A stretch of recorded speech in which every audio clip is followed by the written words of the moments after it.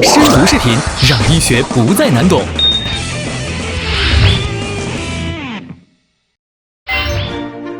陈和新，主任医师，中山大学附属第一医院耳鼻咽喉科。申督君，总觉得喉咙里卡着个东西，咋办？申督君，慢性咽炎能治吗？要不要吃抗生素？慢性咽炎是咋回事？有办法预防吗？又该如何治疗？有申督君在，这还算问题吗？慢性咽炎专题，走起！什么是慢性咽炎？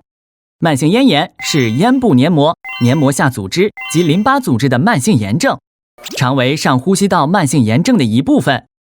老规矩，上数据。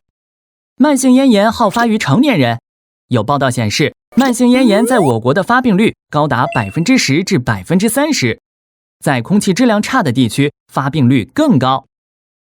定义很抽象，来看症状。喉咙干得不行，发痒，想咳，吃点凉的东西感觉舒服些。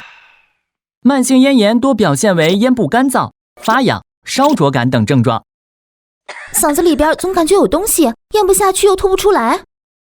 因咽部分泌物粘稠，附着于咽后壁，患者常有咽部异物感，分泌物不易咳出。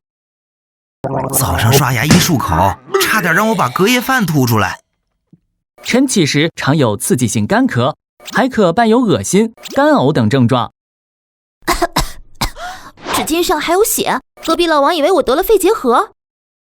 部分患者会表现为反复吞咽或习惯性咳嗽，用力咳嗽时可能会造成咽部黏膜出血，导致痰中带血。吃啥不香，我还是躺着吧。部分患者还可伴有味觉改变、食欲减退、睡眠质量差、全身无力等症状。慢性咽炎都有啥危害？长期咽部炎症可能会蔓延到扁桃体，搞出扁桃体炎，出现口臭、吞咽困难、发热等症状。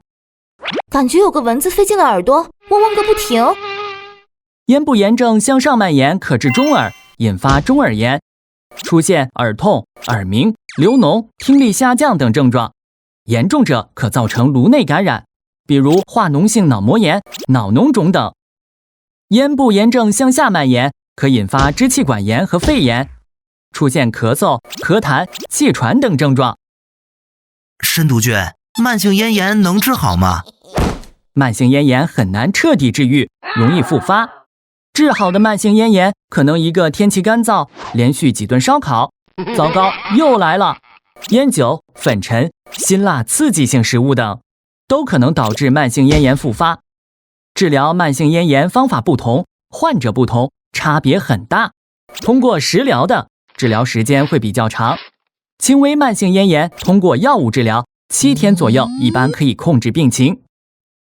深读小提醒：一、如果长期出现咽干、咽痒、咽部异物感等情况，应及时就医，避免咽炎迁延不愈，甚至波及到其他器官，搞出并发症。二、很多患者不把慢性咽炎当回事，自行用药或者随意停药，这种做法是不对的。用药遵医嘱，就医去正规医院哟。申督君，好好的咽部怎么就发炎了？和上火有关系没？申督君就喜欢你们这种打破砂锅问到底的精神。下集申督君就带你们揭晓答案。关注深读视频，记得点赞加转发哟，么么哒！